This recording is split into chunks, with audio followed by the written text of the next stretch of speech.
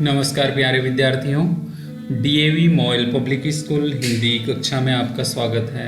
आज मैं आपकी कक्षा 10वीं में पढ़ाने जा रहा हूँ कैफी आजमी के लिखे मशहूर गीत कर चले हम फिदा। स्पर्श के पाठ 8 से कर चले हम फिदा। आइए जानते हैं कैफी आजमी का जीवन परिचय। अतहर हुसैन रिजवी का जन्म 19 जनवरी 1919 को उत्तर प्रदेश के आजमगढ़ ज़िले में मजमा गांव में हुआ। अदब की दुनिया में मशहूर कैफी आजमी के नाम से वो प्रसिद्ध हो गए। कैफी आजमी की गणना प्रगतिशील उर्दू कवियों में की जाती है। पहले पंक्तियों में इनका नाम लिया जाता है। कैफी की कविताओं में एक और सामाजिक और राजनीतिक जागरूकता का समावेश है, तो दूसरी ओर हृदय की कोमलता भी है। अपनी युवावस्था में मुशायरों में वाहवाही पाने वाले कैफी आजमी ने फिल्मों के लिए सैकड़ों बेहतरीन गीत भी लिखे हैं और इनकी बहुत सारी रचनाएं जो बहुत ही प्रसिद्ध है। 10 मई 2002 को इस दुनिया से रुखसत हुए कैफी आजमी ने 5 कविता संग्रह झंकार, आखिर सब, आवारा सजदे, सरमाया और फिल्मी गीतों का संग्रह मेरी आवाज़ सुनो ये प्रकाशित हुए। इनके रचना के लिए साहित्य अकादमी पुरस्कार और अन्य पुरस्कारों से भी इनको नवाजा गया। कैफी कलाकारों के परिवार से थे। इनके तीनों बड़े भाई भी शायर थे। पत्नी शौकत आजमी, बेटी शबाना आजमी, ये तो मशहूर अभिनेत्रियां हैं। इसके बारे में तो आप जानते ही, इनके कई फिल्मों को आपने देखा भी होगा। तो आइए जानते हैं आज के जो पढ़ाने जा रहे हैं पाठ, कर चले हम फिदा। जिंदगी प्राणी मात्र को प्रिय होती है, कोई भी इसे यूं ही खोना नहीं चाहता। असाध्य रोगी भी जीवन जीने की कामना करता है, मरने वाला भी जीने की कामना करता है। जीवन की रक्षा, सुरक्षा और उसे जिलाए रखने की प्रकृति ने न केवल तमाम साधन ही उपलब्ध कराए हैं, सभी जीव जंतु में उसे बनाए और बचाए रखने की भावना भी पिरोई है।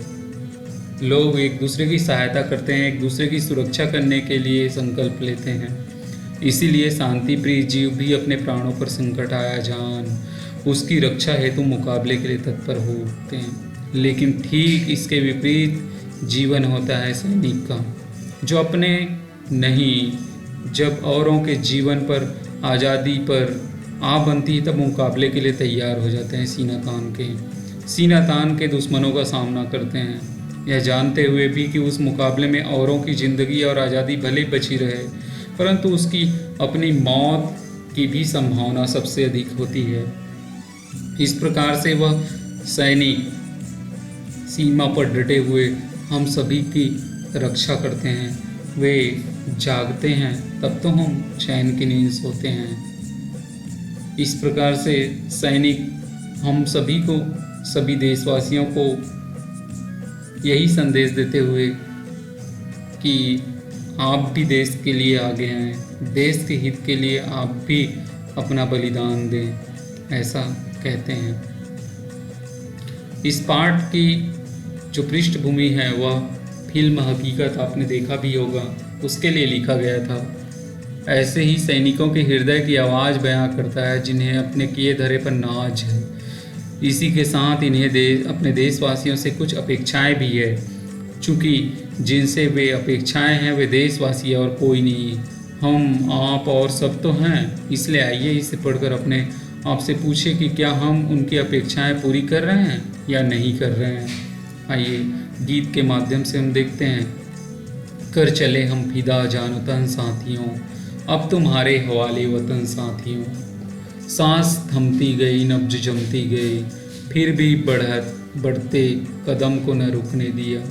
कट गए सर हमारे तो कुछ गम नहीं, सर हिमालय का हमने न झुकने दिया।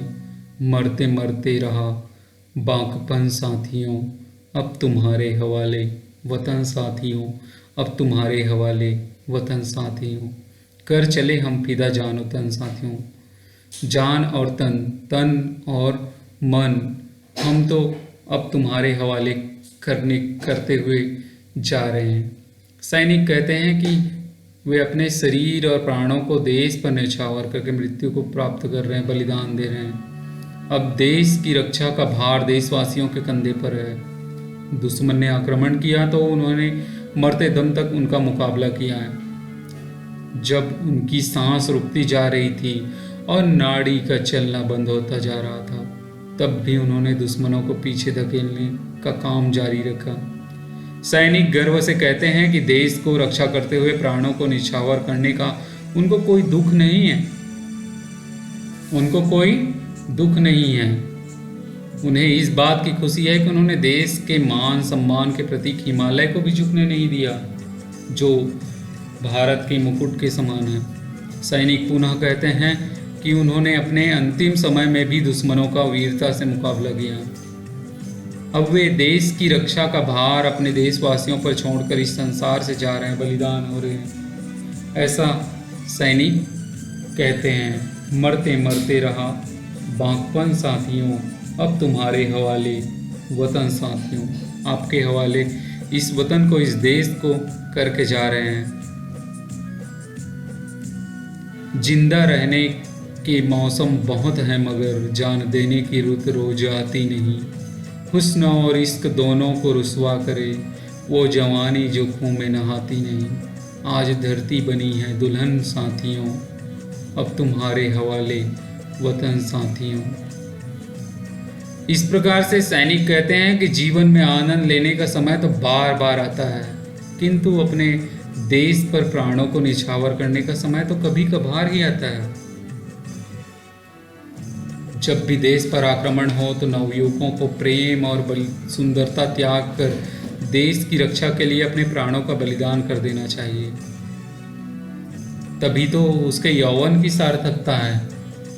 तभी तो वह युवा देश के लिए कितने बलिदान देने वाले हैं ये पता चले।